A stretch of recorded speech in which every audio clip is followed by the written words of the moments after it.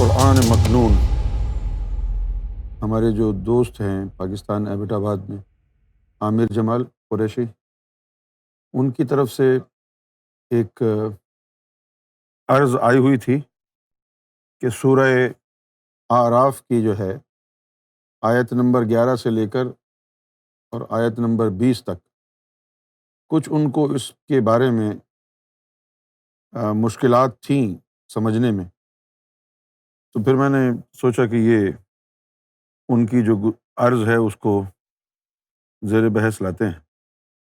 یہاں پر سورہ اعراف کہ چونکہ انہوں نے آیت 11 سے شروع کرایا ہے، تو سورہ اعراف 11 یہ کہتی ہے کہ بسم اللہ الرحمن الرحیم، وَلَقَدْ، یہاں پر جیسے ہم قسم اٹھاتے ہیں کسی چیز کی اہمیت کو اجاگر کرنے کے لیے، ری ایشورنس کے لیے کہ کوئی شک و شبہ باقی نہ رہے، تو اللہ تعالیٰ قسم نہیں اٹھاتا ہے بار بار۔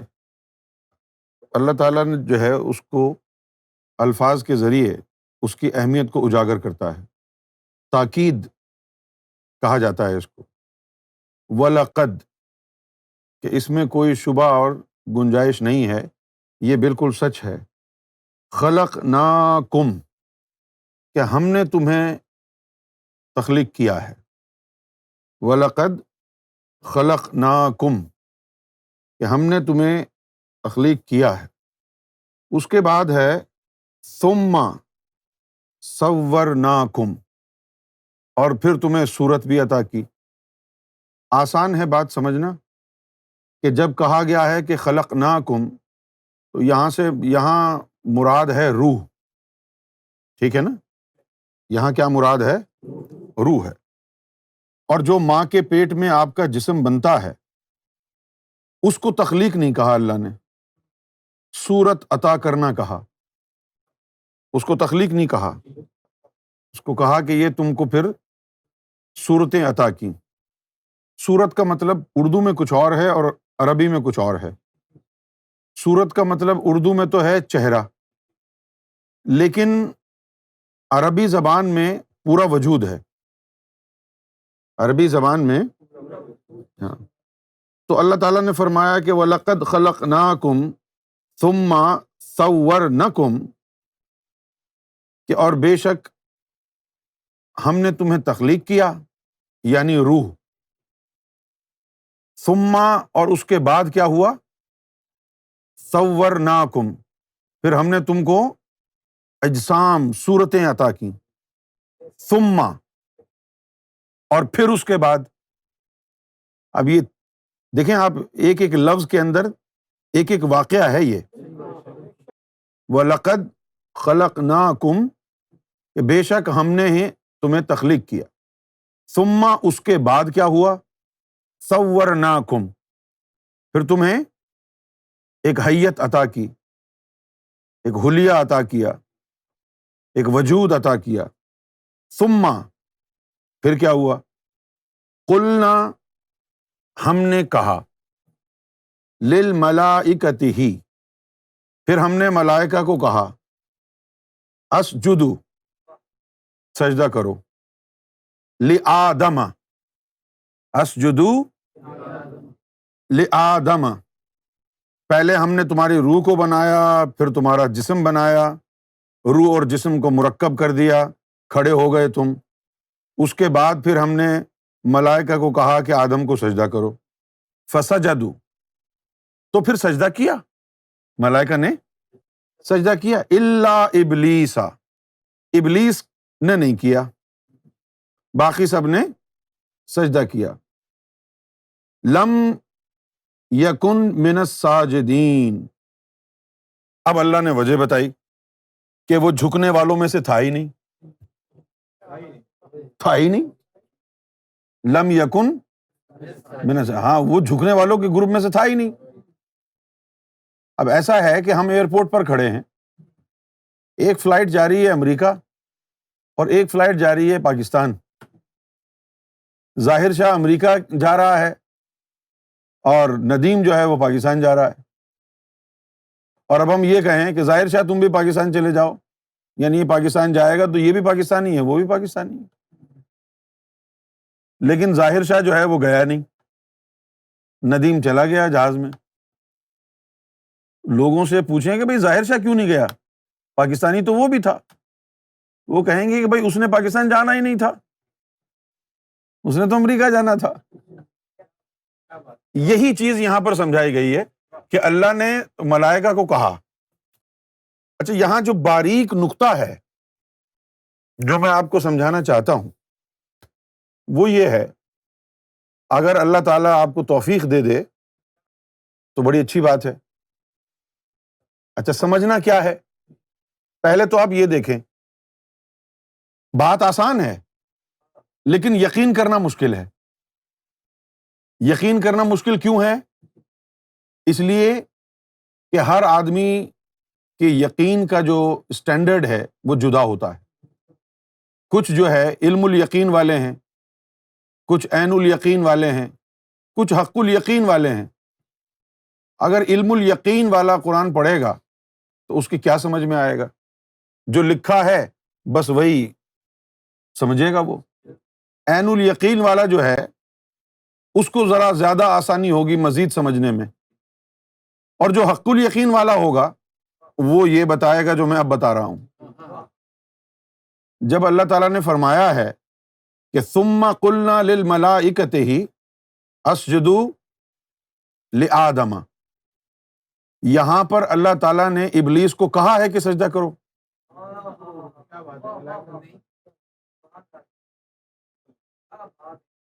کہا ہی نہیں۔ یا تو آپ مجھے یہ بتا دیں کیا ابلیس جو ہے وہ تو قوم جنات سے ہے، وہ ملائکہ میں سے تو ہے ہی نہیں۔ بات آسان ہے نا، بس یقین کرنے کا معاملہ ہے۔ اب جو تم میں سے حق الیقین کی منزل پر ہیں وہ واہ واہ کر رہے ہیں کیونکہ سمجھ میں آ رہا ہے، یقین بھی آ رہا ہے۔ اگر آپ بھی اپنے یقین کی رسی کو سرکار گور شاہی کے نالین مبارک سے باندھ دیں تو بڑی آسانی ہو جائے گی۔ اب یہاں جو ہے آپ نے بڑے غور سے سننا ہے، ثم قلنا للملائکۃ اسجدوا لآدم، کہ اللہ تعالیٰ نے کہا کہ پھر ہم نے ملائکہ کو کہا کہ بھئی آدم کو سجدہ کرو، فسجدوا الا ابلیس، سب نے سجدہ کر لیا، ابلیس نے نہیں کیا۔ ابلیس کو کہا ہی نہیں ہے۔ یا تو یہ بتا دیں آپ کہ ملائکہ میں شمار ہوتا ہے ابلیس کا، وہ تو قوم جنات سے ہے، ٹھیک ہے نا۔ اچھا، پھر اللہ تعالیٰ نے اس کی بات آگے بیان بھی کی ہے، لم یکن من الساجدین، کیونکہ وہ جھکنے والوں میں سے تھا ہی نہیں، ٹھیک ہے نا۔ قال، اللہ تعالیٰ نے پھر کہا، ما منعک، کہ تجھے کس چیز نے روکا، جیسے ہم اردو میں کہتے ہیں نا منع کر دو، منعک، منع کس نے کیا تجھے؟ نہیں، وہی ہے جو اردو میں جو منع ہے نا، اسپیلنگ بھی وہی ہے، میم نون عین، وہی منع ہے جو اردو میں ہوتا ہے۔ قال ما منعک، کہ اللہ نے کہا کہ تجھے کس چیز نے منع کیا، کس چیز نے روکا؟ الا تسجد اذا امرتک، کہ تجھے بھئی کس چیز نے روکا جب تجھے ہم نے حکم دیا تھا۔ امرتک یعنی اللہ تعالیٰ کہتا ہے امرتک، جب میں نے تجھے حکم دیا تو پھر سجدہ کیوں نہیں کیا؟ تو قال انا خیر منہ، تو ابلیس نے کہا کہ میں اس سے بہتر ہوں۔ قال انا خیر منہ، کہ میں اس سے بہتر ہوں۔ خلقتنی من نار، مجھے آپ نے تخلیق فرمایا ہے نار سے، آگ سے۔ وخلقتہ من طین، اور اس کو تخلیق کیا ہے آپ نے مٹی سے۔ دسو ہن، پھر آپ پوچھ رہے ہیں کہ بھئی تو جھکا کیوں نہیں، ہے کہ نہیں؟ یہ وہی چیز ہو گئی شیطان کی کہانی، جیسے وہ ہم اکثر جو ہے وہ بھنگڑا ٹائپ جو میوزک آتا ہے اس کے اندر جو ہے آپ دیکھیں گے، خاص طور پر جو انڈیا سے آتا ہے نا میوزک بھنگڑا، اس کے اندر ہر گانے دوسرے گانے میں وہ لکھا ہوتا ہے جی پنجابیاں دی شان وکھری، بڑی اعلیٰ شان ہے ان کی، وہ ایسے ہیں، وہ یوں ہیں، وہ شیطان بھی یہی کہہ رہا ہے کہ جی آپ مجھ سے ایسی توقع کیوں رکھی آپ نے؟ مجھے آپ نے نار سے بنایا ہے، آگ سے بنایا ہے، وہ مٹی سے بنایا ہے، تو میں کیوں جھکوں گا؟ اس کے بعد اللہ تعالیٰ فرماتا ہے قالا فاہبط، قالا فاہبط، یہ جو لفظ ہے نا حبط، اس کا مطلب ہے تنزلی۔ کیا مطلب ہے اس کا؟ اس کا مطلب ہے کہ تنزلی، یہ قرآن میں کئی مقامات پر استعمال ہوا ہے۔ کہیں پر یہ لفظ اللہ تعالیٰ نے اس ضمن میں استعمال کیا ہے کہ اعمال کے ساتھ لگا کے کہ تمہارے سارے اعمال نیچے چلے جائیں گے، یعنی ختم ہو جائیں گے۔ اور یہاں پر جو استعمال کیا ہے وہ جیسے ہم کہتے ہیں نا کہ چلے جاؤ یہاں سے، قالا فاہبط، تو اللہ تعالیٰ نے فرمایا نیچے چلے جاؤ، منہا فما یکون لک، کہ تو دفع ہو جائے یہاں سے، تو نے جو ہے بڑا بول بولا ہے، فیہا فاخرج انک من الصاغرین۔ اچھا، یہ عربی زبان میں جو صاغر ہے وہ کہتے ہیں، جیسے ہم کہتے ہیں تو بڑا ذلیل آدمی ہے، یعنی ہم اردو میں کہتے ہیں تو بڑا نیچ ہے، تو یہی اس کا مطلب جو ہے عربی زبان میں ہے، کوئی نیچ ہو، چوڑا ہو، ذلیل ہو۔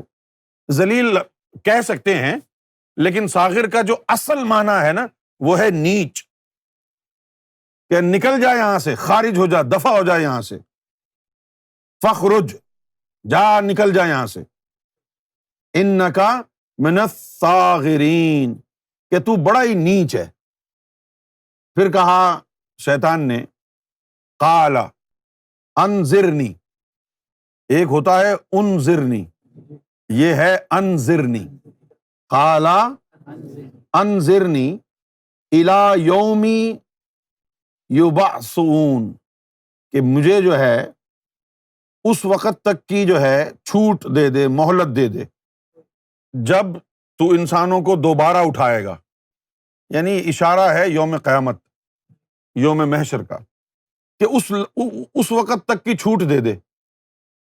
اب اللہ کہہ رہا ہے کہ نکل جا یہاں سے، اور وہ کہہ رہا ہے کہ چھوٹ دے دے، تو بات یہ ہو رہی ہے کہ بھائی میں نکلنا نہیں چاہ رہا، ابھی تو میں نے آدم کو ہی جو ہے پٹی پڑھائی ہے، تو ابھی آپ کہہ رہے ہو نکل جاؤ یہاں سے، دفع ہو جاؤ، تو وہ ہو کیا رہا ہے اب کہ آدم علیہ السلام کو وسوسے وغیرہ ڈال کے انہوں نے اپنا کام کرا لیا ہے، دشمنی یہاں سے اس کی شروع ہو گئی ہے، اور اللہ تعالیٰ ابھی صرف اس بات کے اوپر جو ہے اس کو نکال رہا ہے، مطلب جیسے ہم غصہ کرتے ہیں روزانہ دکھانے کا، اسی طرح یہ بھی ہے کہ نکل جاؤ یہاں سے، تو بڑا ہی نیچ ہے۔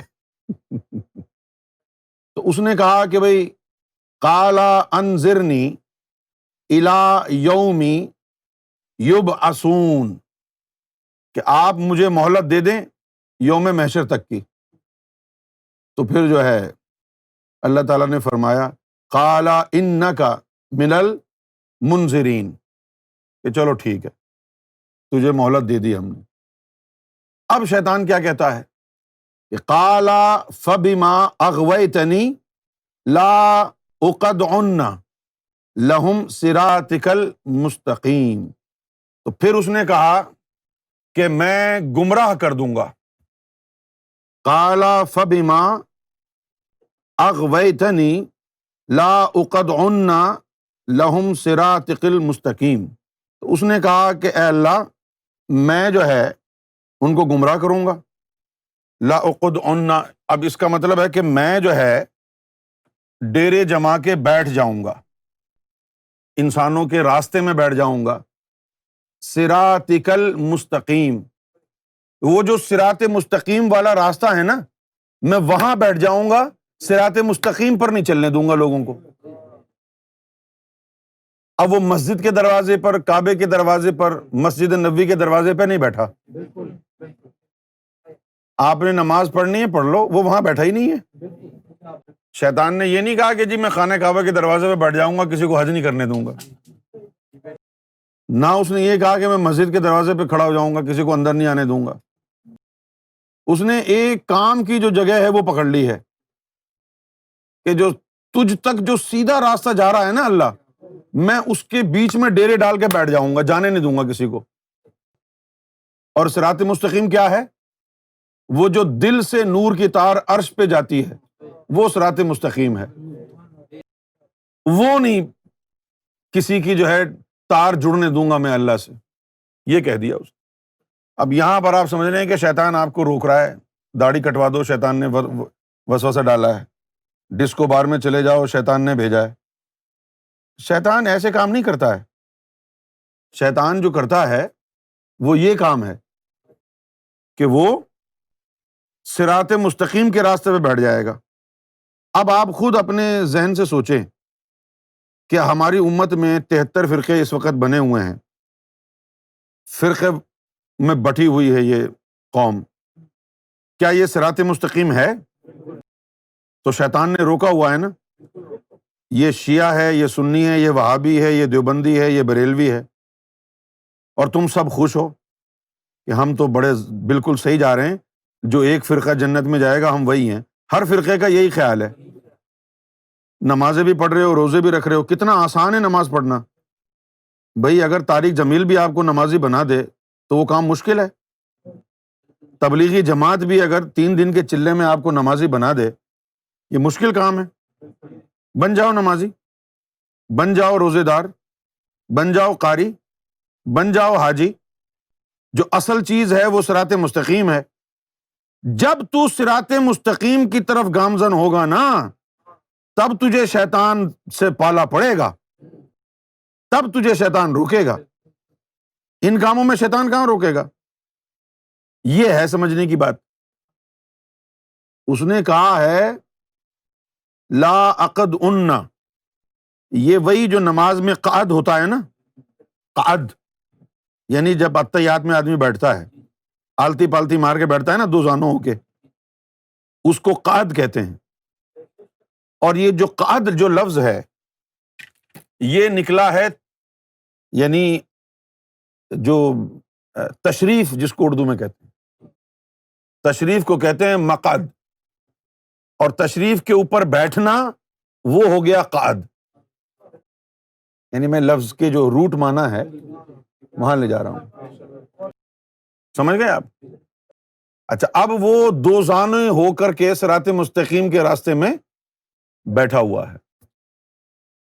لا اقعدن لہم صراطک المستقیم، ان لوگوں کے لیے جو اس کی اولاد میں سے ہوں گے، جو تیری طرف سیدھا راستہ جا رہا ہے صراط مستقیم والا، اس کے اوپر میں آلتی پالتی مار کے بیٹھ جاؤں گا، جانے نہیں دوں گا کسی کو۔ اب یہ جو بغیر صراط مستقیم کے روزے رکھ رہے ہیں رمضان میں، تو اللہ تعالیٰ نے شیطان کو بند کیا ہوا ہے۔ ان لوگوں کے لیے شیطان کو بند کر دیا اور آدم صفی اللہ کے لیے کھلا چھوڑ دیا تھا وہاں پہ۔ اور پھر دوسری بات یہ ہے یار کہ اگر شیطان کو بند کر دیا جائے تو پھر تمہارا کمال کیا ہوا رمضان المبارک میں؟ نفس کا تزکیہ کرنے میں تو شیطان سے جہاد کرنا پڑتا ہے نا۔ ایسی کوئی جنگ ہوتی ہے کہ جس کے اندر کہا جائے کہ بھائی جتنے بھی تمہارے مخالفین ہیں ان کو ہم پریزن میں ڈال دیں گے، تم جنگ جیت جانا۔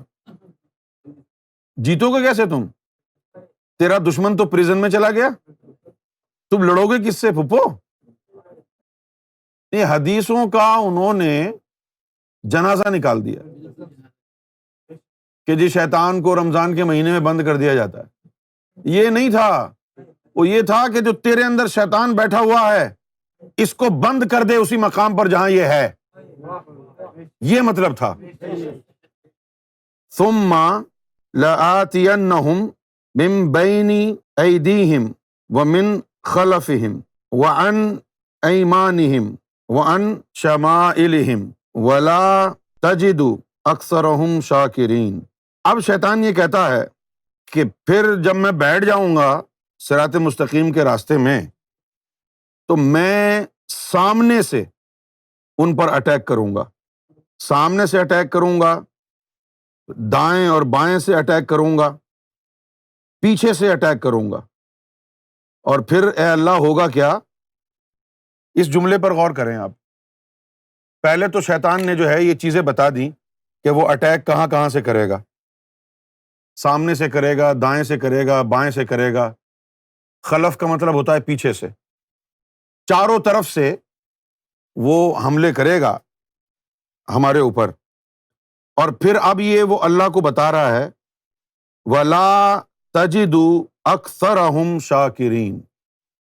جو لوگ ترجمہ کرتے ہیں اس کا وہ تو یہ ہے کہ اکثریت انسانوں کی ایسی ہوگی اے اللہ کہ وہ تیرے شکر گزار نہیں ہوں گے۔ اگر یہی ترجمہ صحیح سمجھ لیا جائے تو اس کا مطلب یہ ہوگا کہ جو صراط مستقیم کے راستے میں شیطان بیٹھ گیا ہے گمراہ کرنے کے لیے، دائیں سے اور بائیں سے اور آگے سے اور پیچھے سے جو وہ حملے کرے گا، ان تمام حملوں سے صرف ایک اثر ہوگا کہ ہم اللہ کا شکر گزار بندے ہم نہیں ہوں گے۔ یہ ہے ترجمہ غلط۔ صرف ایک صفت ہوگی اتنے حملوں کے بعد کہ ہم اللہ کے شکر گزار نہیں ہوں گے۔ اس کا مطلب یہ نہیں ہے۔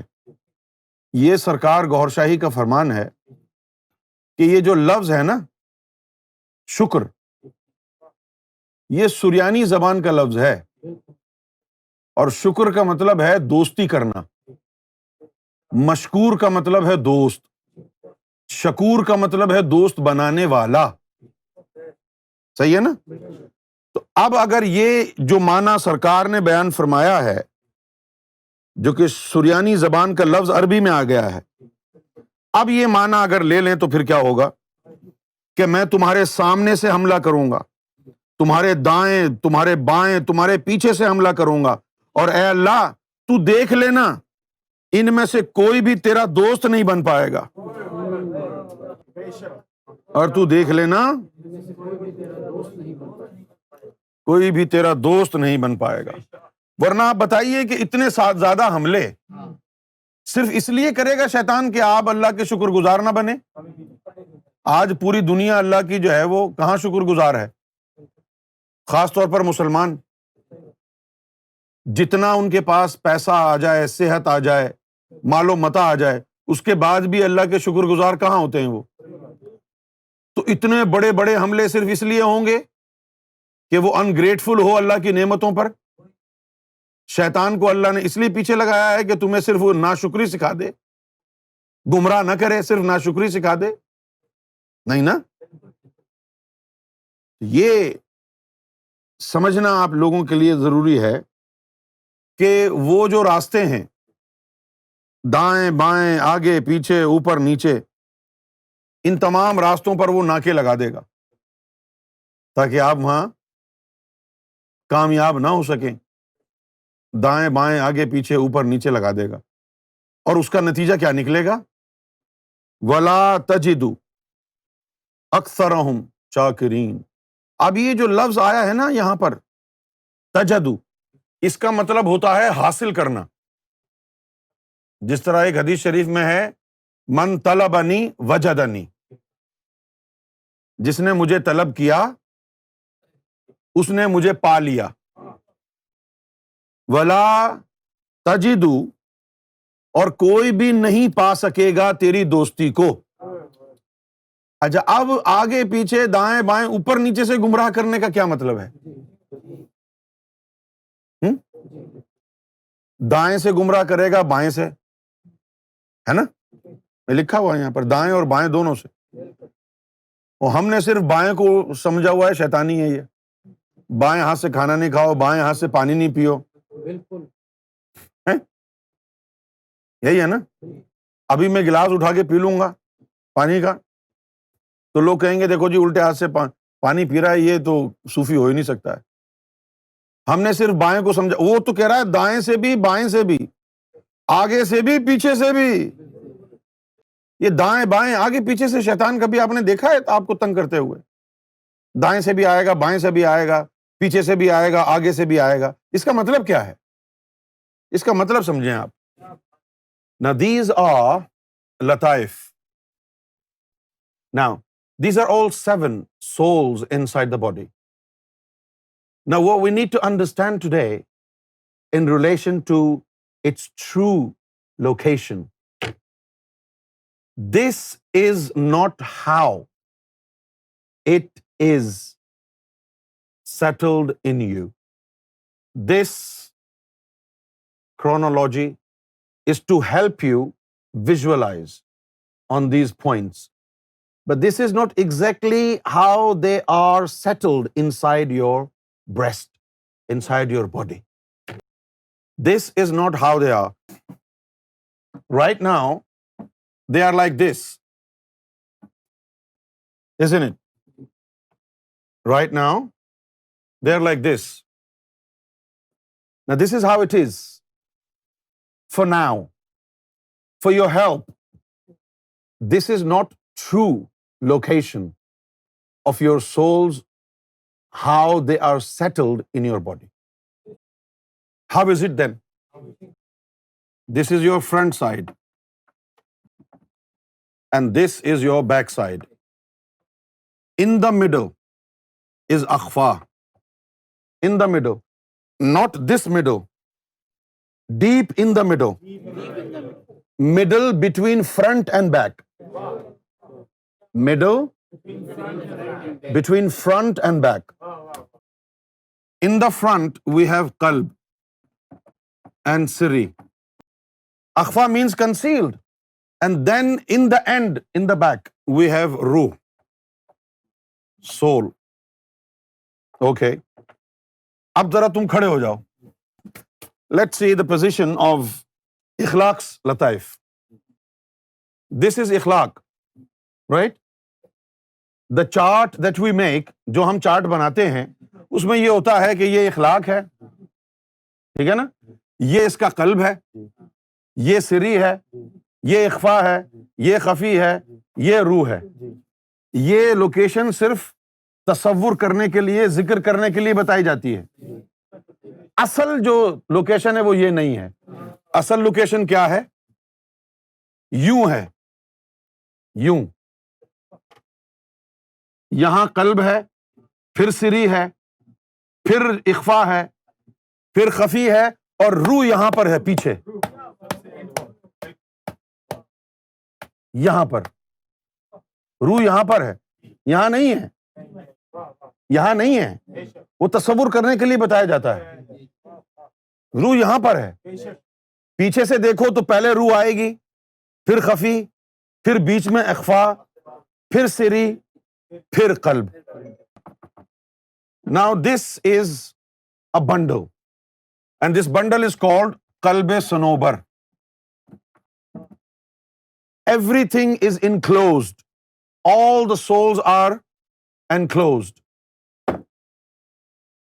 All the human senses, all the human attributes are enclosed. When they are enclosed, you do not behave like a man. You look like a man, but there is nothing in you which has been granted to you by God as His vicegerent.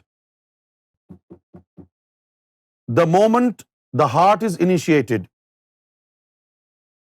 it springs.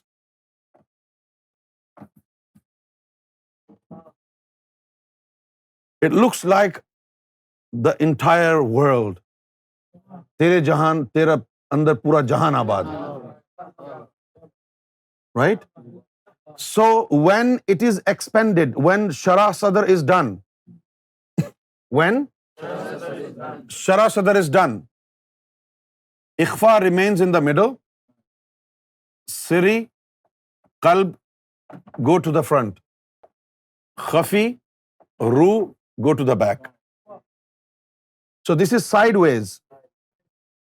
And now this is up, this is down. Nafs, ana. تو اب شیطان نے کہا کہ میں attack کروں گا سامنے سے، قلب اور سری پہ سامنے سے اٹیک کروں گا، خفی اور روح پر پیچھے سے اٹیک کروں گا، نفس نیچے سے اٹیک کروں گا، انا اوپر سے اٹیک کروں گا۔ جب میں چاروں سمتوں سے اٹیک کر دوں گا تو کوئی تیری دوستی کو پا نہیں سکے گا۔ اس سے دوستی ملتی ہے، اس سے ولایت ملتی ہے، اس سے ولایت ملتی ہے، اس سے دوستی ملتی ہے کہ آپ کے فرنٹ کے اوپر آپ کا قلب اور سری ہے، اور آپ کے خفی اور روح جو ہے وہ آپ کی بیک پر ہے۔ تو فرنٹ سے کرنے کا مطلب یہ ہے کہ اس کے اوپر بھی ناکا باندھ کے رکھے گا، اور اس کے اوپر بھی ناکا باندھ کے رکھے گا، نیچے بھی اور اوپر بھی۔ یہ تو ویسے بھی اس کے قبضے میں ہے، لطیفہ نفس کے، تو ان چیزوں تک آپ کو پہنچنے نہیں دے گا۔ بس یہی کہے گا کہ بس آپ پڑھتے رہیں نمازیں، جو بھی یعنی بغیر یعنی حضوری قلب کے جو نماز پڑھ رہے ہیں اسی میں لگا کر کے رکھے گا آپ کو، اور آپ کو ان چیزوں کی طرف متوجہ نہیں ہونے دے گا۔ جو بات میں سمجھانا چاہتا تھا نا قرآن مکنون کا حق ادا کرنے کے لیے، کہ یہ دائیں سے بائیں سے اوپر سے نیچے سے گمراہ کرنے کا اس نے اللہ تعالیٰ سے وعدہ کیا ہے، تو ان مقامات سے حملے کرے گا آپ پر، یہ بتانا چاہ رہا تھا میں آپ کو۔ ان مقامات سے ہاں یہ حملے کرے گا۔ تو اگر بندے کو ترچھا کھڑا کر دیا جائے، یوں جیسے کھڑے ہو جانا، اب یہ بندہ یوں کھڑا ہوا ہے نا تو پھر اب وہ پتہ چلے گا یہاں سے قلب اور سری باہر کی طرف، اور یہاں سے خفی اور روح پیچھے کی طرف۔ سب سے پیچھے یہ روح ہے، ہاں یہ یوں ہے، جیسے یہ بندہ ہے تو یہ یوں ہے، آگے قلب اور سری ہے، پیچھے روح اور خفی ہے۔ قال اخرج منہا، تو اللہ تعالیٰ نے فرمایا کہ یہاں سے نکل جا، مذعوماً، ذلیل ہو کے نکل جا، جو تیری اتباع کرے گا، تیرے راستے پر چلے گا، منہم لأملأن جہنم منکم اجمعین، جو تیرے راستے پر چلے گا تو میں جہنم کو ایسے لوگوں سے بھر دوں گا۔ تو اب یہاں یہ پتہ چلتا ہے کہانی کہاں سے شروع ہوئی ہے۔ ہمارے جو چلتے ہیں وہاں پہ ڈرامے پاکستان انڈیا کے، وہ تو کتنے لمبا کھینچتے ہیں، نہیں کتنا لمبا کھینچتے ہیں وہ اسٹوری کو۔ اللہ تعالیٰ نے اسٹوری شروع کی ہے کہ سجدہ کرو، اور 2 منٹ کے بعد جو ہے وہ پوری کہانی طے ہو گئی۔ صحیح ہے نا؟ ابھی تک تو شیطان کا ہی مسئلہ تھا، اب وہ جو ہے شیطان نے ابلیس نے کہا کہ بھائی مجھے مہلت دے دو، یوم محشر تک کی مہلت دے دو۔ یہ سارا تو اسکرپٹڈ تھا نا، یہ سارا تو اسکرپٹڈ تھا نا بھائی، ورنہ شیطان کی کیا مجال ہے کہ اللہ کے سامنے کھڑا ہو کے کہتے نہیں میں نہیں جھک رہا، کہہ سکتا ہے؟ نہیں نا۔ تو اچھا کہانی کہاں سے شروع ہوئی ہے کہ ہم نے انسان کو تخلیق کیا، پھر اس کو جسم دیا، پھر اس کے بعد ملائکہ کو کہا سجدہ کرو، سب نے کر لیا، ابلیس نے نہیں کیا۔ اب اللہ تعالیٰ نے پوچھا بھائی تجھے کس چیز نے منع کیا کہ تو سجدہ نہ کرے؟ تو اس نے کہا جی میں اس سے بہتر ہوں۔ بہتر کیوں ہے بھائی تو؟ بھائی آپ نے مجھے آگ سے بنایا ہے، اس کو مٹی سے بنایا۔ اب اللہ تعالیٰ فرماتا ہے کہ تو نیچے دفع ہو جائے یہاں سے، ٹھیک ہے؟ تو وہ کہتا ہے کہ جی مجھے مہلت دے دو، مجھے۔ آپ کو اگر پتہ چل جائے کہ آپ کے آفس میں کوئی بلیک شیپ ہے، کوئی آپ کو نقصان پہنچا رہا ہے، اور وہ پکڑا جائے، چور پکڑا گیا، اور آپ چور کو کہیں کہ یہاں سے دفع ہو جاؤ ورنہ پولیس کو بلا لوں گا، اور وہ یہ کہے کہ جب تک میں آپ کا بزنس پورا نہ چرا لوں مجھے مہلت دے دیں، اور آپ کہیں اچھا چلو ٹھیک ہے، جتنے بھی تم لوگوں سے چوری کرائے گا نا میں سب کو بند کراؤں گا۔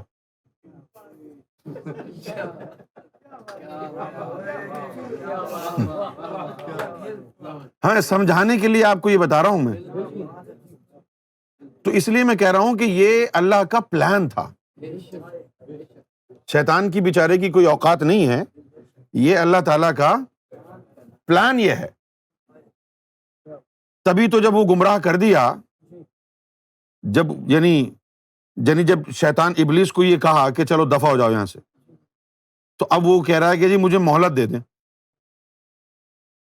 آپ عام زندگی میں دیکھیں، اگر کوئی آپ کے گھر چوری کرنے آئے اور آپ اس کو پکڑ لیں اور کہیں چلے جاؤ یہاں سے، پولیس کو بلا لوں گا، اور وہ کہے جی مجھے 2-4 گھنٹے کی مہلت دے دیں، میں مزید چوری کر لوں، آپ دے دیں گے اس کو؟ ہیں؟ نہیں نا۔ تو یہ توفیق آتی ہے مرشد کی بارگاہ سے۔ میں نے اس کو جنرلائز کر دیا ہے تاکہ آپ لوگوں پر گراں نہ گزرے، ورنہ دنیا میں کوئی ایسا مرشد نہیں ہے جس کے پاس یہ توفیق آئی ہو۔ یہ توفیق آتی ہے ہمارے مرشد سے، سیدنا گوہر شاہی سے۔ آپ ذرا اس کے اوپر بار بار غور کریں کہ اللہ تعالیٰ نے بڑے چاؤ کے ساتھ، بڑے محبت کے ساتھ آدم صفی اللہ کو بنایا، اس کو علم الاسماء دیا، فرشتوں کے آگے اللہ تعالیٰ نے خوب جو ہے وہ کہا اس کی عظمت، جی ایسا ہے، جی وہ ایسا، وہ تم دیکھ تو لینا، اور یہ اور وہ، اور اس کے بعد جس کو اتنی عظمت دے کے بنایا، اب شیطان نے جو ہے اس کو انکاری کر دیا کہ جی میں تو نہیں جھک رہا، اور اللہ تعالیٰ جو ہے وہ ناراض ہو جاتے ہیں، یعنی حسب روایت، کہ اور کہتے ہیں تم یہاں سے دفع ہو جاؤ، نکل جاؤ یہاں سے، تم مردود ہو گئے ہو۔ وہ کہتا ہے جی مجھے مہلت دے دیں، یوم محشر تک کی مہلت دے دیں، اور اللہ تعالیٰ فرماتا ہے اچھا چلو جاؤ، چھوٹ ہے، اچھا جی چھوٹ ہے۔ ساری کہانی وہیں ہو گئی، علم الاسماء دیا، اتنی طاقت دی ہیں، اس کے بعد کیا ہوا؟ وہ ایک بندے نے سجدہ نہیں کیا، وہ دشمن بنا دیا اس کو، اور دشمن بنانے کے بعد کیا ہوا کہ جو عظمت کا علم جن ارواح میں رکھا جانا ہے، اس نے جو کہا کہ بھائی میں اس کو آگے سے، پیچھے سے، دائیں سے، بائیں سے، اوپر سے، نیچے سے اس کے اوپر حملے کروں گا۔ کیوں کروں گا؟ وَلَا تَجِدُ أَكْثَرَهُمْ شاکرین، تاکہ ان میں سے ایک بھی تجھے تیری دوستی کو حاصل نہ کر سکے، تیری دوستی کو، ولایت کو حاصل نہ کر سکے، میں یہ کروں گا۔ تو اس کے بعد اللہ کیا فرماتا ہے؟ ٹھیک ہے، جو تیری بات سنے گا ہم سب کو جہنم میں ڈال دیں گے۔ اتنا لمبا چوڑا بکھیڑا پھیلانے کی ضرورت کیا ہے؟ آپ اس کو یہیں پر جیل میں ڈال دو۔ اس کو مہلت کیوں دے رہے ہو آپ؟ آپ اس کو مہلت اسی لیے دے رہے ہیں نا کہ بھئی یہ آپ نے ایک تدبیر فرمائی ہے، تدبیر فرمائی ہے، ورنہ ابلیس کی کیا اوقات ہے اللہ کے سامنے اکڑ جائے کہ میں تو نہیں کروں گا۔ ایسا ہو سکتا ہے؟ میں تو نہیں کروں گا۔ یہ اللہ تعالیٰ نے جو ہے یہ ایک تدبیر فرمائی ہے، اور بیٹھا کہاں پر ہے؟ وہ صراط مستقیم کے راستے پر رکوع میں بیٹھا ہوا ہے۔ اقعدن، میں وہاں پر دو زانوں ہو کر کے بیٹھا ہوا ہوں، تو جا کے تو دکھا وہاں سے۔ شرع شریعت دے محل اچیرے، نیوی فقر دی موری ہو، عالم فازن لنگن نہیں دیندے، جو لنگیا سو چوری ہو۔ صراط مستقیم کے راستے میں بیٹھا ہوا ہے، اور پھر اس نے اپنے ارادے بھی بتا دیے، دائیں سے اور بائیں سے، نیچے سے اور اوپر سے میں حملے کروں گا اس کے اوپر، تاکہ کوئی تیرا دوست نہ بن جائے۔ آپ نے کبھی دیکھا ہے دائیں اور بائیں، اوپر نیچے سے شیطان کو آپ پر حملہ کرتے ہوئے؟ آپ کے اوپر سے تو جو ہے وہ پو نکلتی، نیچے سے پو نکلتی ہے، اوپر سے پسینہ نکلتا ہے، اس کے علاوہ تو آپ کو کچھ نظر نہیں آتا ہے۔ یہ آپ کے جسم کے بارے میں نہیں کہا جا رہا، یہ جو آپ کے اندر ارواح اللہ رب العزت نے ڈالی ہیں، اس کے بارے میں اس نے نقب لگایا ہے کہ آگے 2 روحیں نکلی ہوئی ہیں، ایک بیچ میں ہے اور 2 اس کے پیچھے ہیں، تو آگے سے بھی حملہ کروں گا، ادھر سے بھی حملہ کروں گا، اوپر سے بھی کروں گا، نیچے سے بھی کروں گا، تاکہ کوئی تیرا دوست نہ بن جائے۔ تو پھر اللہ تعالیٰ فرماتا ہے کہ چل تو نکل جائے یہاں سے، اب ذلیل ہو گیا ہے تو، اور پھر جو تیری بات مانے گا میں ایسے لوگوں سے جہنم کو بھر دوں گا۔ یعنی 3-4 جملوں کے اندر کہانی ختم ہو گئی۔ ایک لمحے پہلے پتا بھی نہیں تھا کہ بھی ابھی تو آدم علیہ السلام کے اوپر ہی آفت آئی ہوئی ہے، تو ابھی سب پر آ جائے گی؟ نہیں، ابھی تو بات ہو رہی ہے بھائی سجدہ کیوں نہیں کیا تو نے؟ اب وہ تھوڑا سا آگے گئے، جی میں سب کو بیچ میں بیٹھ جاؤں گا۔ صراط مستقیم کا جو راستہ ہے اللہ نے جو دیا ہے، اس کے اوپر ابلیس کو کیا طاقت کے بیٹھ جائے، جو اللہ تعالیٰ قرآن مجید میں کیا کہتا ہے، اہدنا الصراط المستقیم صراط الذین انعمت علیہم، صحیح ہے نا؟ اب ہمارے وہابی اور دیوبندی کیا ترجمہ کرتے ہیں اس کو، ایاک نعبد و ایاک نستعین، ٹھیک ہے نا، کہ ہم تیری ہی بندگی کرنا چاہتے ہیں، تجھی کو پوجنا چاہتے ہیں، اور تیری ہی مدد ہمیں اس میں چاہیے۔ کیوں؟ کہ تو نے ہی تو ابلیس کو صراط مستقیم کے راستے پہ بٹھایا ہوا ہے، تیری مدد کے بغیر وہ اٹھے گا کہاں وہاں سے؟ کیونکہ ہم نے تو بٹھایا نہیں ہے جو ہمارے کہنے سے ہم کہیں اعوذ باللہ من الشیطان الرجیم اور شیطان بھاگ جائے۔ اچھا مشہور یہی ہے، لا حول ولا قوت الا باللہ العظیم، اور شیطان دم دبا کے بھاگا۔ ہم نے تو دیکھا ہے شیطان خود یہی پڑھتا رہتا ہے آیت۔ بھئی آپ جب کہتے ہیں لا حول ولا قوت الا باللہ العظیم، آپ نے دیکھا ہے شیطان کو بھاگتے ہوئے؟ اعوذ باللہ من الشیطان الرجیم، بھاگا ہے شیطان؟ کیوں نہیں بھاگا؟ آپ کی اوقات کیا ہے جو آپ اس کو بھگائیں گے؟ اس کو اللہ تعالیٰ نے انڈورس کیا ہے، صراط مستقیم کے اوپر آلتی پالتی مار کے بیٹھ جا، پھر جب میں کہوں کہ یہ میرا بندہ ہے ہٹ جا تو تو ہٹ جانا، جب میں کہوں کہ اس کا قلب جاری ہو رہا ہے ہٹ جا راستے سے، اللہ کہے گا شیطان کو کہ ہٹ تو ہٹے گا۔ ایک اور قرآن مجید کی آیت میں اب یہ ڈائیلاگ شیطان کا اللہ سے ہے، شیطان کہتا ہے ابلیس کہ فَبِعِزَّتِكَ قَالَ، شیطان نے ابلیس نے کہا قَالَ فَبِعِزَّتِكَ لَا أُغْوِيَنَّهُمْ أَجْمَعِينَ، اے مولا تیری عزت کی قسم، ادائیں تو دیکھو، عزت کی قسمیں کھا رہا ہے اللہ کی، کتنا پیار ہے اس کو۔ قال فبعزتک لا اغوینہم اجمعین، ابلیس نے کہا مولا تیری عزت کی قسم سب کو گمراہ کر دوں گا الا عبادک منہم مخلصین، سوائے ان کے جو تیرے مخلص بندے بن گئے ہوں گے، ان کو نہیں، الا عبادک منہم مخلصین۔ تو یہاں پر بھی ابلیس نے وہی بات کہی ہے۔ اب وہ صراط مستقیم میں بیچ میں آلتی پالتی مار کے بیٹھا ہوا ہے، صحیح ہے نا، اور آپ کے دائیں بائیں آگے پیچھے سارے لطائف کے اوپر اس نے حملے کیے ہوئے ہیں، اور آپ جو ہے وہ روزے بھی رکھ رہے ہیں اسی حالت میں، روزے کی حالت میں بھی حملے ہو رہے ہیں، آپ نماز پڑھ رہے ہیں حملے ہو رہے ہیں۔ سرکار نے فرمایا کہ تو جب نماز پڑھنے کے لیے جاتا ہے بڑے خوشو خضو سے تو سمجھتا ہے کہ نماز پڑھ رہا ہے، سرکار نے فرمایا کہ شیطان ایک کونے میں کھڑا ہوا ہنستا رہتا ہے، شیطان ایک کونے میں کھڑا ہوا ہنستا رہتا ہے، کہتا ہے کہ لگا رہے، تیرا دل تو میرے ہاتھ میں ہے، جب جی چاہا موڑ دوں گا، تیرا دل تو میرے ہاتھ میں ہے۔ کیسے اس کے ہاتھ میں چلا گیا بھائی تیرا دل؟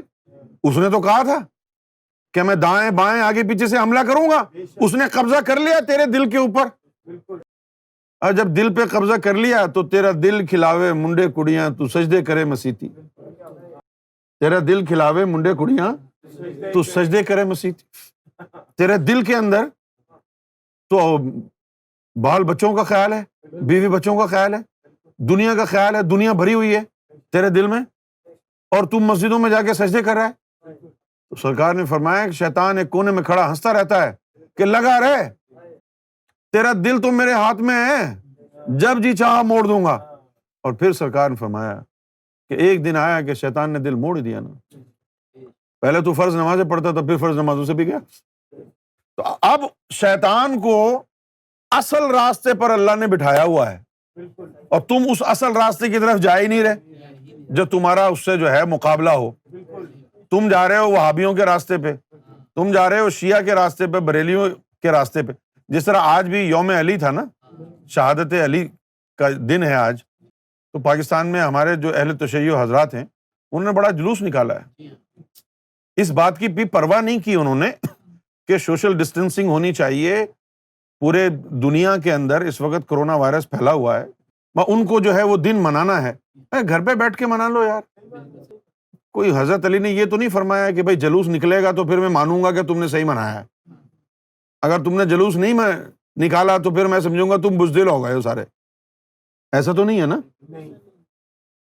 اب تم کو انہی چکروں میں لگایا ہوا ہے، وہابی، سنی، شیعہ، بریلوی ایک دوسرے کو لڑتے رہتے ہو، جھگڑتے رہتے ہو، مارتے رہتے ہو، انہی چیزوں میں لگے ہوئے، اور شیطان کھڑا ہوا ہنس رہا ہے، کیونکہ شیطان تو نہ امام بارگاہ میں بیٹھا ہوا ہے، نہ خانہ کعبہ میں بیٹھا ہوا ہے، نہ شیطان مسجد نبوی کے راستے پر کھڑا ہوا ہے کہ بھائی میں کسی کو مسجد نبوی میں داخل نہیں ہونے دوں گا، ہو جا داخل، صراط مستقیم پر تو میں بیٹھا ہوا ہوں، تو مسجد نبوی میں جا کے کیا کر لے گا؟ یہ چیز آپ لوگوں کو سمجھنی ہے کہ ابلیس آپ کو، اولاد آدم کو گمراہ کرے گا، ستائے گا، آپ کو پاک صاف نہیں ہونے دے گا، تو کہاں پر وہ بیٹھ کے حملے کرے گا؟ کہاں بیٹھا ہوگا وہ صراط مستقیم کے اوپر بیٹھا ہوا ہے، وہاں سے وہ ہٹ نہیں سکتا، نہ آپ کے پاس، آپ کو تو جن ہی نظر نہیں آتا، کوئی آپ کے اندر جن آپ کو تنگ کرے تو آپ تو بس پریشان ہی ہو جائیں گے، آپ کے پاس تو کوئی جن کا مقابلہ کرنے کی طاقت نہیں ہے، تو ابلیس آپ کو کہاں نظر آئے گا؟ ہیں؟ او یار، ابلیس کی اکڑ یہ ہے، وہ نبی آدم صفی اللہ جس کے اوپر اللہ نے فخر فرمایا، وہ اس کو خاطر میں نہیں لایا، تو اپنے آپ کو پھنے کہاں سمجھتا ہے کہ میں شیطان کو شکست دے لوں گا؟ اللہ کے سامنے کھڑے ہو کے کہہ رہا ہے کہ میں اس سے بہتر ہوں، یہ تو نے کیا بنایا ہے یہ؟ تو تم شیطان کو تو سمجھ ہی نہیں پاؤ گے نا، ابلیس کو۔ ہاں، وہ تمہیں نمازیں بھی پڑھنے دے گا، روزے بھی رکھنے دے گا، تقریریں بھی کرنے دے گا، خوب لگے رہو، اس کو کوئی پریشانی نہیں ہے، کیوں نہیں ہے؟ وہ لگا رہے نا، صراط مستقیم پہ تو میں بیٹھا ہوں، اگر تو ادھر آیا تو پھر دو دو ہاتھ ہوں گے تجھ سے، ابھی تو ہے ہی نہیں۔ اور یہی وجہ ہے کہ جب سیدنا گوہر شاہی نے حقیقت پہ سے پردہ ہٹایا ہے، صراط مستقیم کا سراغ دیا ہے کہ تمہاری تار اللہ سے جوڑ دیں، تمہارے قلب کو زندہ و آباد کر دیں، تاکہ تمہارے قلب نور کی تار کے ذریعے عرش الہی سے جڑ جائے اور تم اللہ والے بن جاؤ۔ شیطان لگ گیا پیچھے، ابلیس آ گیا پیچھے، آ گیا ابلیس، مولوی میں بھی آ گیا، مفتی میں بھی آ گیا، بریلوی میں بھی آ گیا، شیعہ میں بھی آ گیا، سنی میں بھی آ گیا، وہابی میں بھی آ گیا، قادیانی میں بھی آ گیا، سب خلاف ہو گئے۔ کیوں خلاف ہو گئے؟ کیونکہ وہ سب ادھر ادھر کی باتیں کر رہے تھے، شیطان آرام سے بیٹھا ہوا تھا کہ لگے رہنے دو بیچاروں کو۔ گوہر شاہی نے وہ راستہ دکھایا ہے، اس صراط مستقیم والا، کہ یہاں پر شیطان بیٹھا ہوا ہے، بیٹا تو یہ ذکر لے، مشکل آئے شیطان نہیں ہٹے گا تو مجھے بلانا، اس وقت تک تمہارا ساتھ دیں گے، جب تک رحمان تیرے اندر جاگ نہیں جاتا، جب تک شیطان تیرے راستے سے ہٹ نہیں جاتا، ابلیس ہٹ نہیں جاتا، تیرے دل کی تار اللہ سے جڑ نہیں جاتی، ہم مدد کرتے رہیں گے۔ میرا شاہی گوہر شاہی گوہر شاہی۔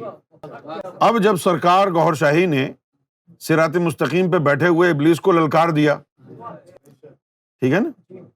اچھا، عام تصور کیا ہے؟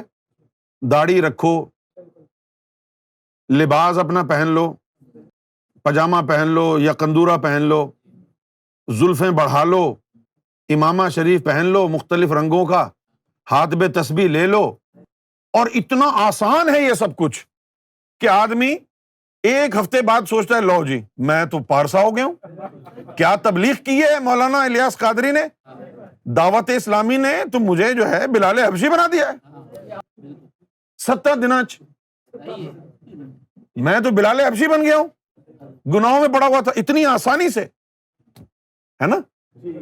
لیکن اس نے یہ تو کہا ہی نہیں کہ میں داڑھی کے راستے میں بیٹھا ہوں، اس نے تو یہ کہا نہیں کہ میں امامہ شریف کے اوپر بیٹھا ہوا ہوں، اس نے تو کہا ہی نہیں کہ میں مسجد کے دروازے پہ بیٹھا ہوا ہوں گھسنے نہیں دوں گا، اس نے کہا میں صراط مستقیم کے راستے پہ بیٹھا ہوا ہوں، آگے پیچھے اوپر نیچے سے حملے کروں گا میں۔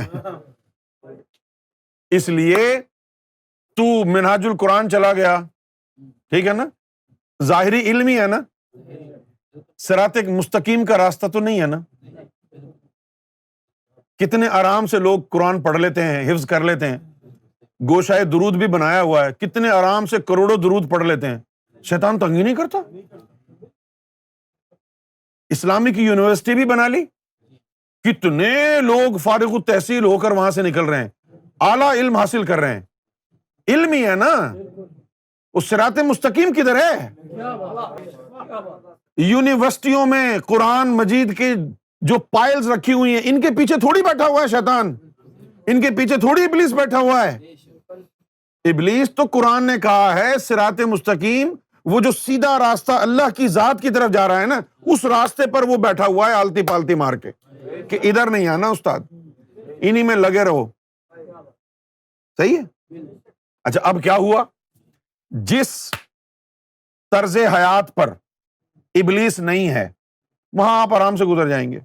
میں آپ کو ایک مثال دیتا ہوں، ہم لوگ جب امریکہ جاتے ہیں تو ہمارا سفر زیادہ تر بائی روڈ ہوتا ہے۔ اب جیسے ورجینیا سے ہم نے جانا ہے ایریزونا، تو کتنا لمبا سفر ہے، کیوں بھائی؟ کتنا ہوگا؟ تقریباً 3000 مائل ورجینیا سے ایریزونا، ہاں 2800 مائلز ہے۔ لمبے لمبے ہائی ویز ہیں، سنسان جگہ بھی آتی ہیں۔ اچھا ایک مسئلہ یہ ہے، وہاں پر تجربے کار آدمی ہو تو پھر وہ سمجھ جاتا ہے، تجربے کار آدمی نہ ہو تو پکڑا جاتا ہے۔ ایک مسئلہ ہے، کچھ اسٹیٹس ایسی ہیں جہاں پر ہائی ویز پر جو ہے وہ ٹروپر بہت زیادہ ہوتے ہیں۔ ٹروپر کہتے ہیں وہاں پر ہائی وے پولیس کو۔ اب اگر ہائی وے پولیس آگے پیچھے ادھر ادھر جا رہی ہے تو پھر آپ صحیح اسپیڈ کے اندر جائیں گے، اور اگر ہائی وے پولیس ٹروپر نہیں ہے تو پھر آپ 100-110 پر بھی جائیں تو کوئی مسئلہ نہیں ہے، بڑے آرام سے گزر جائیں گے۔ اچھا اب ہم لوگوں نے تو 20 سال ہو گئے سفر کرتے ہوئے امریکہ میں، 20-21 سال ہو گئے، ہمیں معلوم ہے کہ کون سی اسٹیٹ کے اندر جو ہے وہ ہائی وے پہ ٹروپر ہوتا ہے، کون سی میں نہیں ہوتا ہے۔ اس لیے جہاں پہ نہیں ہوتا ہے وہاں خوب دوڑاتے ہیں گاڑی، 120 تک بھی چلاتے ہیں، 120 مائلز پر آور، خوب، تاکہ راستہ جلدی سے طے ہو جائے۔ اسی طرح یہ دین کے بھی راستے جدا جدا ہیں۔ ایک راستہ شریعت کا ہے، یہاں ابلیس نہیں بیٹھا۔ داڑھی رکھو کوئی مسئلہ نہیں ہوگا، امامہ باندھ لو کوئی مسئلہ نہیں ہے، درود پڑھ لو کوئی مسئلہ نہیں ہے، نمازوں کے لیے کھڑے ہو جاؤ، روزے رکھ لو کوئی مسئلہ نہیں ہے۔ ہماری ماؤں کو، ہماری بہنوں کو، بیٹیوں کو کہہ دو کہ نیل پالش نہ لگائیں، وہ بھی عمل کر لیں گی، اس پر کوئی مسئلہ نہیں ہے۔ ان کو کہہ دو بال بھی نہ کٹواؤ، ٹرم نہ کراؤ، کوئی مسئلہ نہیں ہے۔ دوپٹہ اوڑھ لو، یہ بھی بڑا آسان ہے، آسانی سے گزر جائیں گے، کوئی ٹروپر نہیں ہے اس راستے پر، لیکن پہنچیں گے کہیں نہیں۔ ایک راستہ دین کا وہ ہے جس راستے پر چل کر اللہ تک پہنچتا ہے بندہ۔ ایک راستہ دین کا وہ ہے جس پر گامزن ہو کے بندہ اللہ تک پہنچتا ہے، ٹروپر وہاں بیٹھا ہوا ہے، اس راستے پر نہیں ہے جس راستے پر طارق جمیل لوگوں کو لے کے جا رہے ہیں، جس راستے پر دعوت اسلامی لے کے جا رہی ہے، جماعت اسلامی لے کر جا رہی ہے، اس راستے پر کوئی پولیس والا نہیں ہے۔ کیوں نہیں ہے؟ ہم لوگ جو امریکہ میں جاتے ہیں، جن اسٹیٹس میں ٹروپرز نہیں ہوتے ہیں، کیوں نہیں ہوتے وہاں پر؟ وہاں ان اسٹیٹس کی آبادی بہت ہی کم ہوتی ہے، لوگ ان اسٹیٹس میں کم ہوتے ہیں تو کوئی سفر ہی نہیں کرتا، کوئی سفر ہی نہیں کرتا۔ یہ جو دین کا راستہ ہے شریعت والا، یہ دین کا راستہ شریعت والا اللہ تک جاتا ہی نہیں ہے۔ یہ دین کا راستہ جو ہے شریعت والا، یہ اللہ تک جاتا نہیں ہے، کیونکہ آگے شریعت کا جو راستہ جو آگے جائے گا تو وہاں سے پٹری چینج ہوتی ہے طریقت میں، وہاں سے پٹری، جس طرح اگر آپ ریلوے کا نظام جانتے ہو تو پھر آپ دیکھیں گے کہ جو ٹرین جو جاتی ہے نا، اب وہ مختلف ریل ٹریکس بنے ہوئے ہیں پورے ملک میں۔ جس طرح پاکستان میں اگر آپ سفر کریں ٹرین سے تو ایک جو ریل کا ٹریک ہے وہ لاہور کی طرف جا رہا ہے، دوسرا جو ہے نا الٹے ہاتھ سے ملتان کی طرف چلا جاتا ہے، وہاں سے پٹریاں پھر کانٹا تبدیل ہوتا ہے۔ اسی طرح شریعت جو ہے وہ مین شاہراہ، مین روڈ، مین ہائی وے نہیں ہے اللہ کی طرف جانے والا، یہ سائیڈ روڈ ہے، سروس روڈ ہے شریعت کا۔ آگے جا کے اس نے ہائی وے کا جو آئیلینڈ ہے طریقت کا وہ جوائن کرنا ہے۔ تو جہاں تک یہ سروس روڈ شریعت کا ہے اس پہ کوئی ٹروپر نہیں ہے، بھاگ دوڑ، لیکن اس نے جڑنا طریقت کے ہائی وے سے ہے، وہاں پکڑا جائے گا بھئی، وہاں پکڑا جائے گا نا۔ تو یہ صراط مستقیم جو اللہ کی طرف راستہ جا رہا ہے، اس کے اوپر ابلیس نے کہا کہ میں وہاں بیٹھ جاؤں گا۔ اللہ نے کہا ٹھیک ہے بیٹھ جا، جو تیری بات مانے گا میں اس کو جہنم میں ڈال دوں۔ تو آج کی اس گفتگو سے آپ کو یہ سمجھنا ہوگا کہ ابلیس کون سے راستے پر بیٹھا ہے۔ صراط مستقیم اس راستے پر بیٹھا ہے۔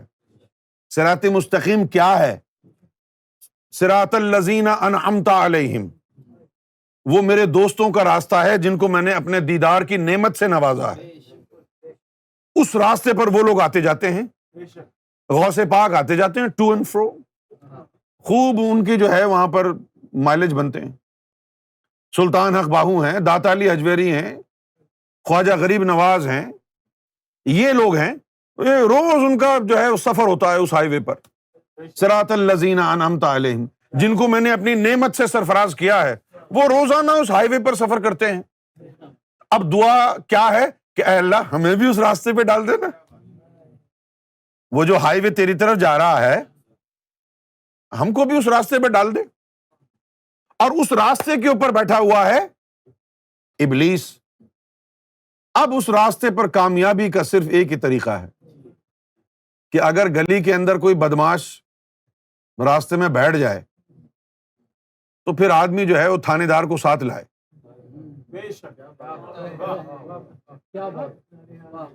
گلی میں کوئی بدماش بیٹھا ہوا ہے، جیسے اب ہمارے لاہور میں، کراچی میں بہت ہے نا اس طرح کے لوگ بدماشی بہت کرتے ہیں نا، تو پولیس کو لے آئے آدمی ساتھ، تھانے دار کو لے آئے ساتھ، ہٹ جائے گا پھر وہ۔ اسی طرح میر محمد بخش رحمۃ اللہ علیہ نے فرمایا، راہ دے ہر کوئی آنکھے، کہ مجھے اس راستے پر جلنا ہے، مجھے اس راستے پر چلنا ہے، یہ بات ہر آدمی بول رہا ہے۔ راہ دے ہر کوئی آنکھے، میں بھی آنکھاں راہ دے، میں بھی یہی کہہ رہا ہوں کہ مجھے راستہ دو، مجھے اس راستے پر چلاؤ۔ اہدنا الصراط المستقیم، راہ دے ہر کوئی آنکھے، میں بھی آنکھاں راہ دے، بنا مرشد تینوں راہ نہیں لبنا، رل مرسی وچ راہ دے۔ اگر پولیس والے کو ساتھ لے کے نہیں گیا تو وہ جو بدماش بیٹھا ہوا ہے نا راستے میں، ہاں وہ تجھے جو ہے الٹا لٹکا دے گا۔ تو تھانے دار کو ساتھ لے کے جا جو تیرے ساتھ ساتھ چلے۔ سمجھ میں آ گئی بات؟ یہی بات مولانا روم نے بھی کہی ہے، مولوی ہرگز نہ شد مولائے روم، مولوی ہرگز نہ شد مولائے روم، تا غلام شمس تبریزی نہ شد۔ کہ میں تو مولوی تھا، مولانا روم کبھی بھی نہیں بنتا اگر میں شمس تبریز کا غلام نہ بن جاتا۔ اس راستے سے آپ اپنی کوششوں سے ابلیس کو ہٹا نہیں سکتے۔ یہ تو بڑی آسانی سے آپ کہتے ہیں سب دعاؤں میں کہ سیدھے راستے پہ چلا، صراط مستقیم پر چلا، اور یہی قرآن تم نے پڑھا ہے، یہ نہیں پڑھا کہ ابلیس صراط مستقیم پر آلتی پالتی مار کے بیٹھا ہوا ہے؟ یہ بتاتے ہیں تمہارے مولوی تمہیں؟ کیوں نہیں بتاتے؟ قرآن میں تو لکھا ہوا ہے۔ ابھی ہمیں صرف اتنا ہی ہوش ہے نا دنیا کو، مسلمانوں کو، کہ جی ہم سیدھے راستے پہ چلائیں۔ یہ بتایا مولوی نے کہ صراط مستقیم کے اوپر ابلیس بیٹھا ہوا ہے؟ اللہ کو انفارمیشن بھی دے چکا ہے وہ، میں یہاں بیٹھا ہوا ہوں، اور اللہ نے اس کو اجازت بھی دے دی ہے بیٹھنے کی کہ ہاں جی ٹھیک ہے بیٹھ جاؤ۔ یہ بات ذہن نشین کرنی ہے آپ کو کہ صراط مستقیم جس کی آپ دعائیں مانگ رہے ہیں نا، اہدنا الصراط المستقیم صراط الذین انعمت علیہم، اس راستے پر ابلیس بیٹھا ہوا ہے، تو جائے گا کیسے؟ اب تجھے ضرورت ہے اللہ کی مدد کی، اسی لیے اس آیت میں کہا گیا ایاک نعبد و ایاک نستعین، تیری مدد کے بغیر تیری عبادت کے قابل نہیں ہو پائیں گے ہم، کیونکہ جس کو تو نے بٹھایا ہے نا وہ تیرے کہنے سے ہی ہٹے گا، جس ابلیس کو تو نے بٹھایا ہے وہ تیرے کہنے سے ہٹے گا، اس کو ہم تو اٹھا نہیں سکتے ہیں۔ تو اللہ کی مدد ہوگی، اللہ کی مدد ہوگی تب وہ ہٹے گا۔ اب دیکھیے کیا ہوا، اب تو اس کو ہٹانے کی کوشش کرے، نہیں ہٹا، ہے نا، تو یہ ہو گئی گمراہی۔ اب اللہ تعالیٰ کیا فرماتا ہے سورہ کہف میں، وَمَن يُضْلِلْ فَلَن تَجِدَ لَهُ وَلِيًّا مُرْشِدًا، کہ جس کو میں گمراہ کر دوں گا، گمراہ کا مطلب کیا ہے؟ راستے سے ہٹ جائے گا وہ۔ راستہ رب کی طرف جانے والا کون سا ہے؟ جو دل سے نور نکل کے عرش پر جاتا ہے سیدھا، وہاں شیطان بیٹھا ہوا ہے۔ تو اس کو چھوڑ کے داڑیوں میں لگ جائے گا، اماموں میں لگ جائے گا، خشک عبادتوں میں لگ جائے گا، شریعت کا پرچار 5 سال کی عمر سے شروع کرے گا، 90 سال کی عمر میں کہے گا کہ ابھی تو ہم شریعت میں ہیں۔ ابے تو 5 سال سے 90 سال کا ہو گیا، ابھی تک تو شریعت میں ہے، 5 سال کی عمر میں کچے میں تھا، ابھی تک تو کچے میں کیوں نہیں ہے؟ نہیں، 5 سال کی عمر میں تو کچے میں تھا نا مولانا فضل الرحمان، تو اب تو کچے میں کیوں نہیں ہے؟ وہ یہی کہتے رہیں گے، لیکن قرآن نے کہہ دیا وَمَن يُضْلِلْ، کہ اگر اللہ تعالیٰ اس راستے سے اس کو بھٹکا دے۔ راستے سے بھٹکنا کیا ہے؟ کہ جس راستے پر جا کے اللہ ملے گا اس کے علاوہ دوسرے راستوں پر چل نکلے انسان، یہ ہے گمراہ ہونا۔ گمراہ ہونے کا مطلب یہ نہیں ہے کہ نمازیں وغیرہ چھوڑ دی ہیں، اللہ رسول کا نام لینا چھوڑ دیا ہے اور جا کے جو ہے وہ ڈسکو میں چلا گیا ہے، حرام کھا رہا ہے، حرام کر رہا ہے۔ یہ گمراہ ہونا نہیں ہے۔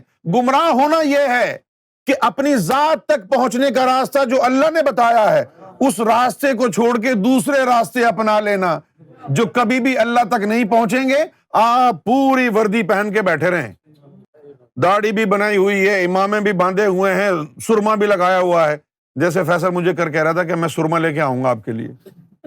میں کہا خدا کے واسطے کیوں مجھے مولوی بنا رہا ہے تو؟ مولوی لگاتے ہیں سرما، تو اب سرمے بھی لگا لے گا تو، داڑھی بھی میں بھی مہندی لگا لے گا، ہیں امامہ بھی باندھ لے گا، سارے وہ کام کر لے گا، لیکن یہ راستہ اللہ تک جانے کا ہے ہی نہیں۔ میں نہیں کہہ رہا، یہ اللہ نے بھی کہا، عبداللطیف بٹائی نے بھی کہا۔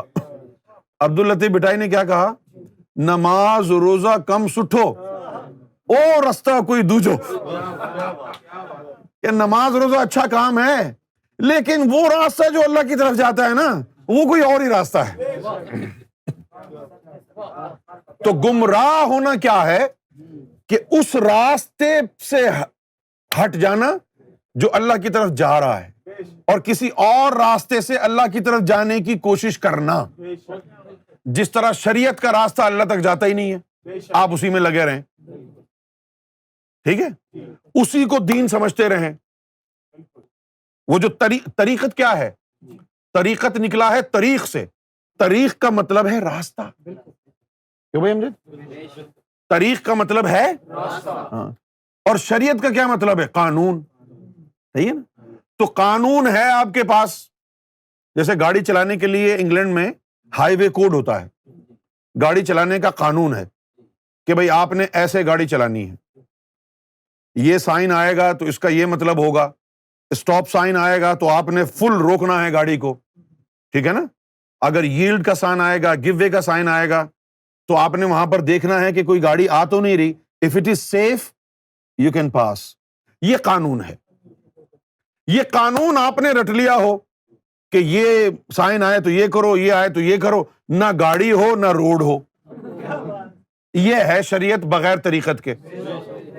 داڑھی بھی رکھ لی، درود شریف بھی پڑھ لیا، سرما بھی لگا لیا، امامہ بھی سب کچھ کر لیا، اس راستے پہ تو چل ہی نہیں رہا جو راستہ تجھے اللہ کی ذات کی طرف لے کے جائے گا. اسی کو گمراہی کہتے ہیں. وہاں پہنچے گا تو پھر دیکھیں گے نا کہ تجھ میں کتنا دم ہے، کیونکہ صراط مستقیم پر تو شیطان بیٹھا ہوا ہے. یہی وجہ ہے کہ جو لوگ اس دل والے علم کو حاصل کرتے ہیں ان پر شیطان کے حملے دائیں بائیں آگے پیچھے سے ہوتے ہیں. کبھی بیوی کی طرف سے، کبھی شوہر کی طرف سے، کبھی بیٹی کی طرف سے، کبھی بھائی کی طرف سے، کبھی ماں، کبھی باپ کی طرف سے، کبھی رشتہ داروں کی طرف سے.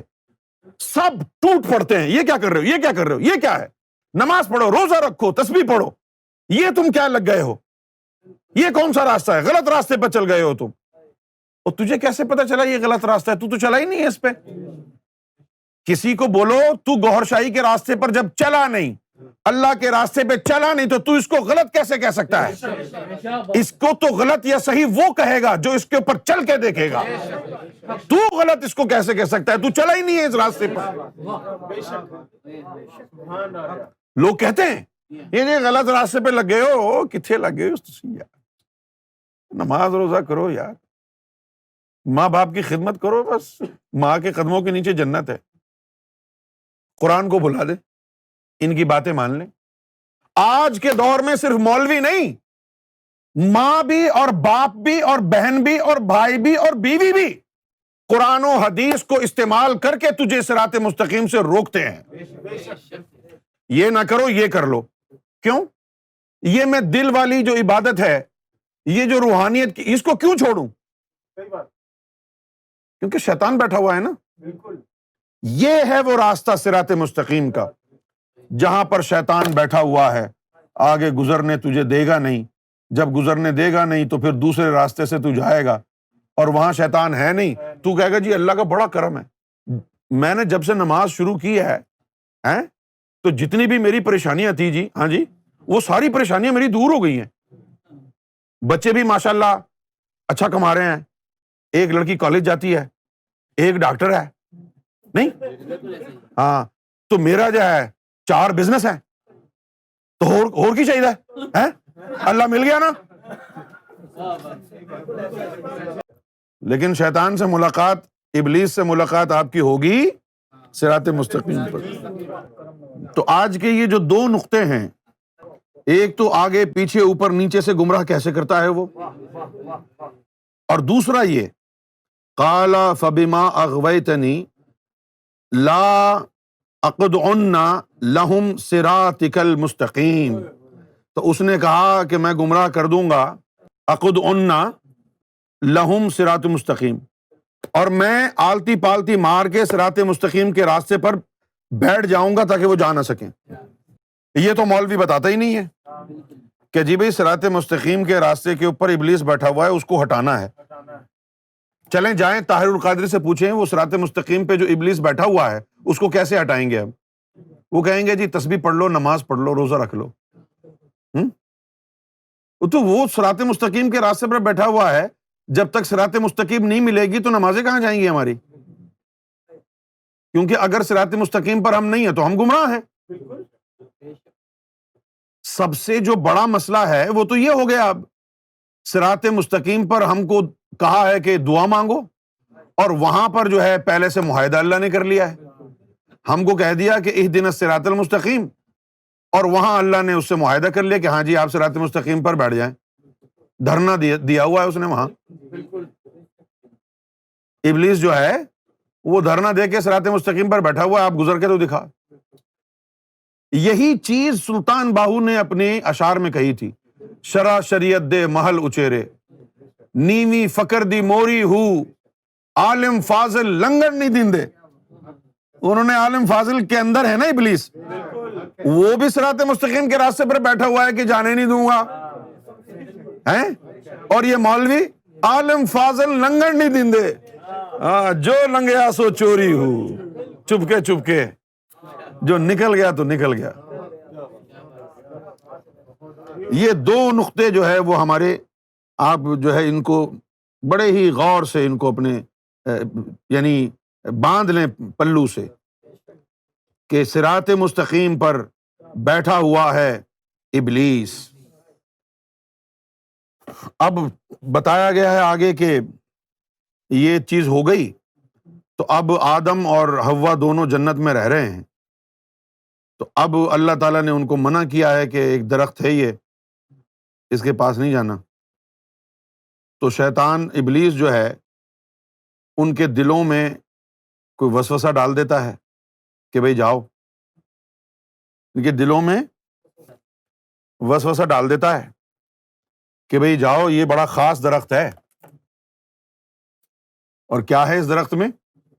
کہ جو اس درخت کا بیج کھا لیتا ہے وہ جو ہے نا وہ افضل ہو جاتا ہے، وہ ملائکہ سے بھی افضل ہو جاتا ہے۔ کتنا بڑا دھوکہ تھا، حالانکہ اس سے پہلے ملائکہ سجدہ کر کے آئے ان کو، آدم صفی اللہ کو سجدہ کیا ہے ملائکہ نے، اور پھر ان کو یہ وسوسہ ڈال دیا کہ اگر تم اس کا جو ہے کھا لو گے نا، اس درخت کا جو بیج ہے، تو تم ملائکہ سے افضل ہو جاؤ گے۔ دیکھو کیسا عجیب و غریب وسوسہ ڈالا ہے۔ بھائی ابھی تو تم کو سجدہ کروایا اللہ نے، اب اگر سجدہ اللہ نے کروایا ہے، ملائکہ کو کہا سجدہ کرو آدم کو، تو کون افضل ہے؟ لیکن وہ جنت میں ان کو وسوسہ ڈال دیا کہ تم اس کا بیج کھا لو، تم ملائکہ سے بھی افضل ہو جاؤ گے۔ اب یہ کہانی ہے۔ اچھا، اب انہوں نے جو ہے جب وہ کھا لیا تو اب قرآن مجید میں یہ آیا ہے کہ وہ اس کے بعد جو ہے وہ ننگے ہو گئے۔ اچھا، اب قرآن میں صرف اتنا آیا ہے، ننگے کیسے ہوئے یہ قرآن میں نہیں آیا، یہ ہمیں سرکار نے بتایا۔ اچھا، وہ جو بیج تھا، جو درخت تھا، اور وہ جو بیج تھا، وہ بیج تھا گیہوں کا، ویٹ، اور وہ جنت کا تھا نہیں، وہ عالم ناسوت کا ہے، اس کو وہاں پر لگوایا، اس میں زمین کی مٹی تھی، اور آدم صفی اللہ کو جنت کی مٹی سے بنایا تھا، لہٰذا کمپیٹیبل نہیں تھا وہ درخت۔ آج تک آپ ہگ اور موت اس لیے رہے ہیں کہ وہ کمپیٹیبل نہیں ہے آپ یہاں کے لیے، آپ کو جنت میں بنایا گیا تھا اور آپ یہاں پر رہ رہے ہیں۔ جب آپ لوگ جنت میں چلے جائیں اور وہاں کے فروٹ کھائیں، کبھی بھی آپ کو پیشاب اور ٹوائلٹ نہیں آئے گا، کیونکہ وہ کمپیٹیبل ہے، ساری انرجی ہے، اور یہاں زمین کی مٹی فروٹ میں ملی ہوئی ہے، تو زمین کی مٹی یہیں رہ جاتی ہے، انرجی چلی جاتی ہے۔ اگر تم کو بھی یہیں سے بنایا جاتا تو شاید وہ تمہارے جسم کا حصہ بن جاتی، لیکن تم آدم صفی اللہ کی اولاد ہو، تم کو اللہ تعالیٰ نے جنت کی مٹی سے بنایا ہے، لہٰذا یہاں کی مٹی تمہارے جسم میں تحلیل نہیں ہوتی، فضلہ بن کے وہ اسٹولز کی صورت میں، یورین کی صورت میں تمہارے جسم سے خارج ہو جاتی ہے۔ یہی معاملہ آدم اور حوا کے ساتھ ہوا کہ کھا تو انہوں نے لیا، اب کھانے کے بعد ہوا کیا کہ اس میں زمین کی مٹی تھی اور ان کو بنایا تھا جنت کی مٹی سے۔ سمجھ گئے آپ؟ اب ننگے کیسے ہوئے؟ ننگے ایسے ہوئے کہ اچانک کچھ دیر بعد ان کو حاجت ہوئی کہ جسم میں سے کچھ نکلنے والا ہے، جسم میں سے کچھ نکلنے والا ہے۔ اب جب وہ جسم سے نکلا ہے، اسٹولز نکلے ہیں، تو انہوں نے ہٹایا، جو انہوں نے پہنا ہوا تھا لباس وہ ہٹا دیا کہ یہ نکل رہا ہے کچھ، تو اس طرح وہ ننگے ہو گئے۔ ٹھیک ہے؟ اچھا، اللہ تعالیٰ کی نہ داڑھی ہے، نہ بال ہیں، نہ منہ پہ بال ہیں، نہ سر کے بال ہیں، پورے وجود پر اللہ کے کہیں بال نہیں ہے۔ خلقت الآدم علی صورتہ، اللہ نے جب آدم کو بنایا تھا اس کے بھی بال نہیں تھے، جب اللہ نے آدم کو بنایا تھا تو اس کے بھی بال نہیں تھے۔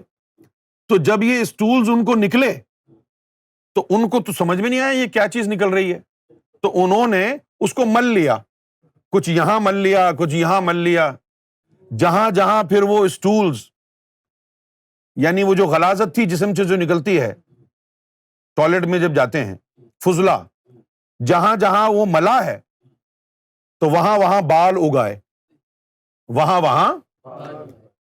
آج جو آپ بال کاٹتے ہیں نا، عورت اور مرد، یہ انہی مقامات کے بال آپ کاٹتے ہیں، صاف کرتے ہیں کہ جو فضلہ لگنے کی وجہ سے بال آئے تھے، اس لیے یہ بال ناپاک ہیں۔ آپ دیکھیں آپ کے سر میں کتنے بال ہوتے ہیں، بدبو نہیں آتی نا، لیکن بغل میں اگر بال ہوں تھوڑے سے بڑھ جائیں تو بدبو آتی ہے، کیونکہ یہ بال فضلے سے نہیں بنے، یہ بال فضلے سے بنے ہیں۔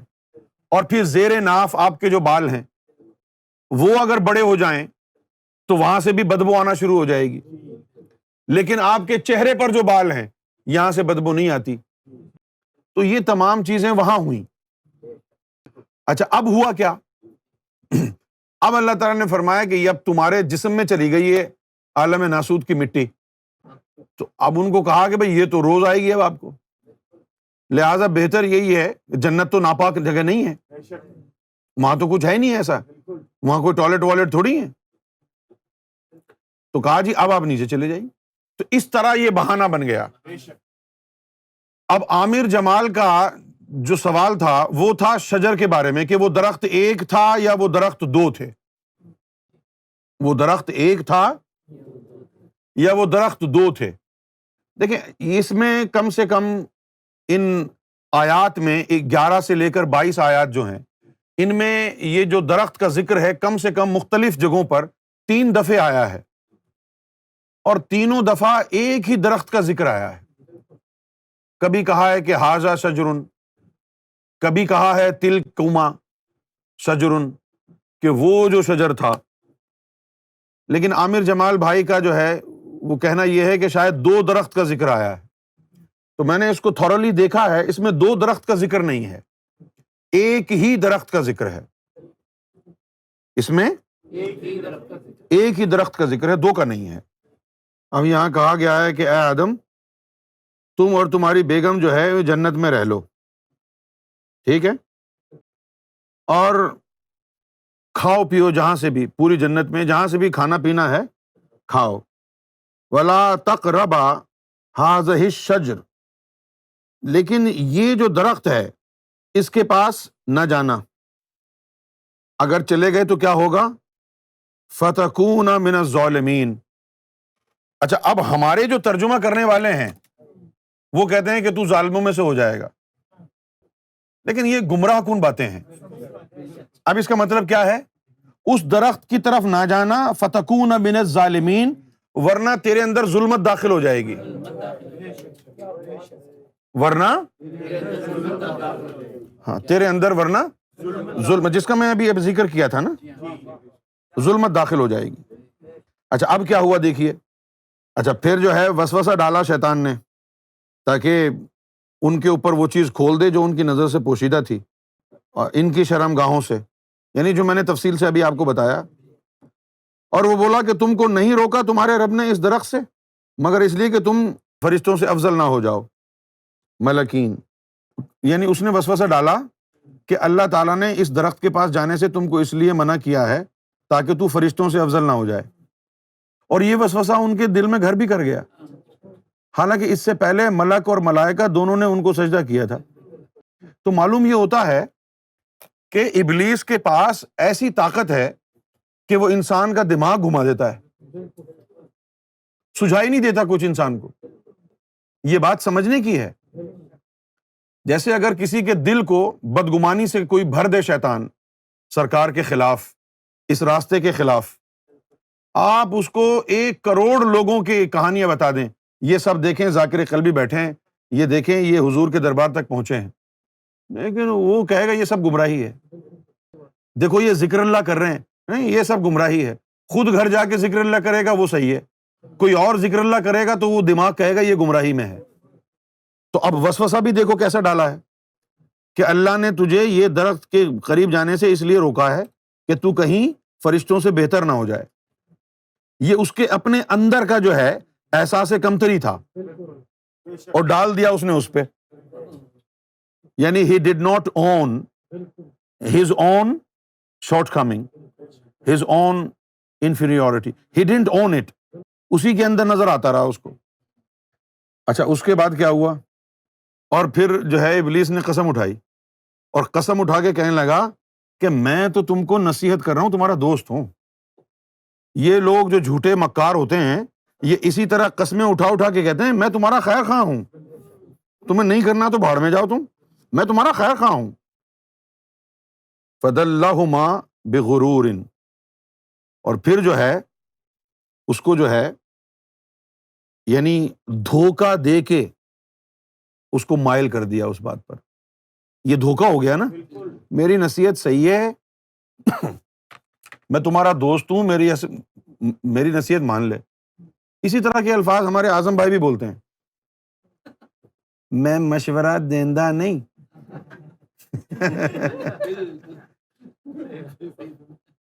ہاں وہ کہتا ہے میری بات مان لے، اس میں فائدہ ہے تیرا، میں تیرے بھلے کے لیے کہہ رہا ہوں. اس طرح جو ہے نا کر کے وہ بھی یہی کر رہا ہے. دیکھو جی میں تو تمہارا خیر خواہ ہوں، نصیحت کر رہا ہوں تمہیں. اور اس کے بعد کیا ہوا؟ فَدَلَّهُمَا بِغُرُورٍ، اور پھر اس کو جو ہے نا وہ جھانسے میں آ گیا، دھوکے میں آ گیا. اچھا تو پھر انہوں نے اس درخت کو جو ہے چکھ لیا. جب چکھ لیا انہوں نے درخت کو تو شرمگاہیں کھل گئیں. اب یہاں وہ پوری تفصیل نہیں بتائی. شرمگاہ تو خود بخود تھوڑی کھلے گی، آپ پیشاب کریں گے تو کھلے گی، آپ ہگیں گے تو کھلے گی. یعنی اس کے اندر کی کہانی کیا ہے؟ شرمگاہ کھل گئی، قرآن نے یہ تو کہہ دیا ہے. لیکن کیسے کھلی، کیوں کھلی، اس کی وجہ کیا تھی؟ کہ وہ جو بیج کھایا تھا وہ پیشاب بن کے اور فضلہ بن کے نکلا، اس وقت کھلی. اچھا اب جب وہ ان کو پتہ چل گیا کہ بھئی یہ بھی کوئی چیز ہے، تو اب انہوں نے ان کو درخت کے پتوں سے ڈھانپنا شروع کر دیا اور پکارا ان کے رب نے.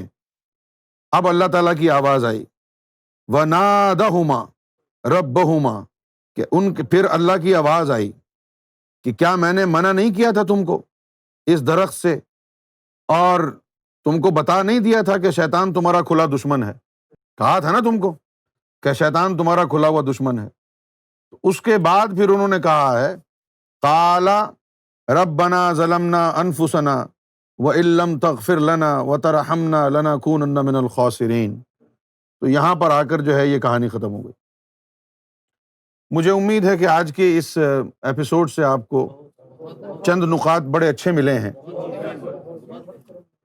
اب اس نقطے کو دوبارہ جو ہے میں آپ کے سامنے بیان کرنے کی کوشش کرتا ہوں. صراط مستقیم کے راستے پہ جو بیٹھا ہوا ہے، وہ صراط مستقیم کے جو راستے پر بیٹھا ہوا ہے وہ کہاں بیٹھا ہوا ہے؟ اس نے کہا کہ بھائی میں دائیں بائیں آگے پیچھے حملہ کرتا ہوں. دائیں بائیں آگے پیچھے حملہ کہاں کرے گا؟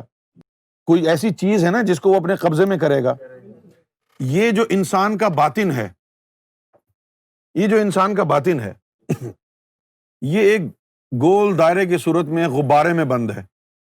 اسی سے جو ہے نا وہ قلب کے ذریعے اللہ سے جو ہے نا بندے کا راستہ جڑتا ہے. دائیں بائیں آگے پیچھے سے حملہ کر کے شیطان نے آپ کے دل کے اوپر قبضہ کیا ہوا ہے. دل کے اوپر قبضہ کر لینا صراط مستقیم کے راستے پر بیٹھنا ہے. اب یہ آپ کا جو دل ہے یہ ابلیس کے قبضے میں ہے. ٹھیک ہے. اچھا اب کیا ہو گیا؟ اب آپ کی تبلیغی جماعت گئی، تبلیغ کی، کسی نے دین اسلام کو بڑے غور سے پڑھا سمجھا اور اس نے آمادگی کا اظہار کیا کہ ہاں جی میں مسلمان ہونا چاہتا ہوں.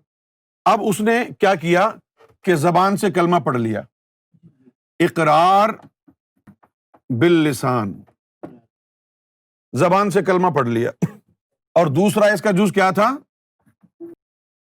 تصدیق بالقلب، کہ زبان سے اقرار کر لے اور دل سے تصدیق، کنفرمیشن دل سے ہونی چاہیے. یہ شرط اللہ نے اس لیے لگائی کہ وہاں شیطان بیٹھا ہوا ہے. ایسے ہی نہیں مان لیں گے تو نے زبان سے کلمہ پڑھ لیا تو. ذرا دل کی تصدیق لے کے آؤ. اس دل کی تصدیق لانے کے لیے اب اس شیطان کو ہٹانا پڑے گا. تجھے تو نظر ہی نہیں آ رہا، تو ہٹائے گا کیسے؟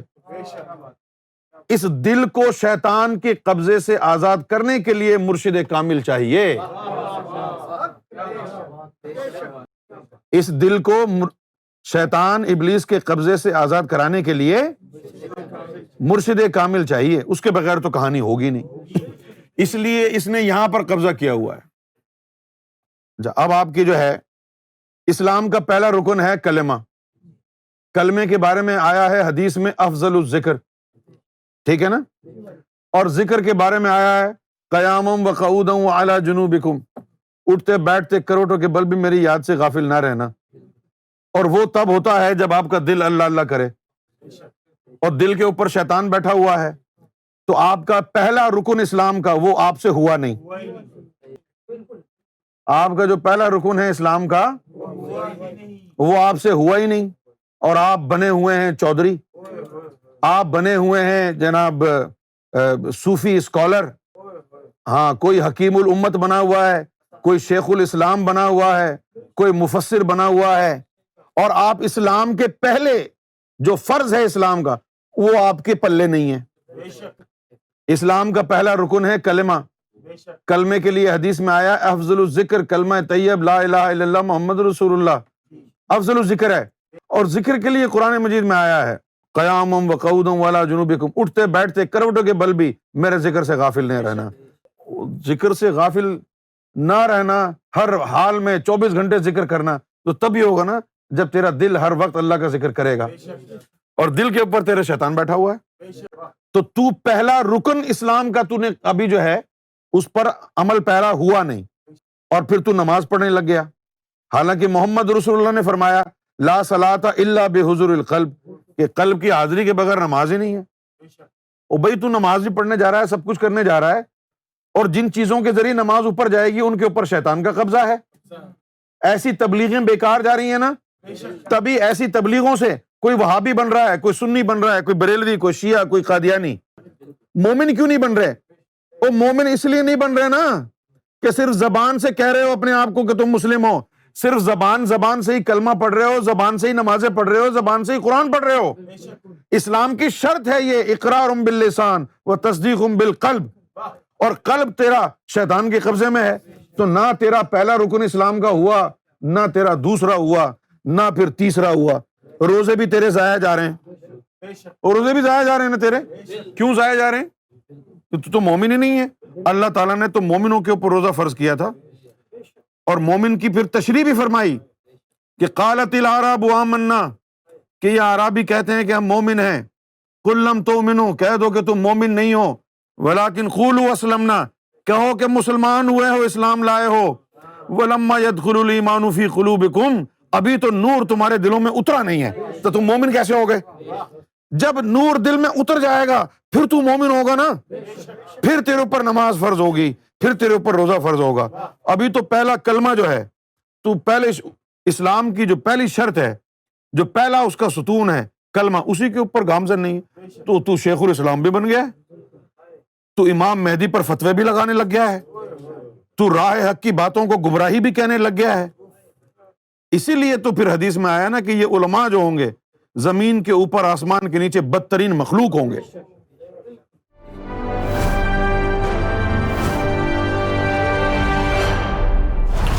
TV, bringing light, love, and peace in your life.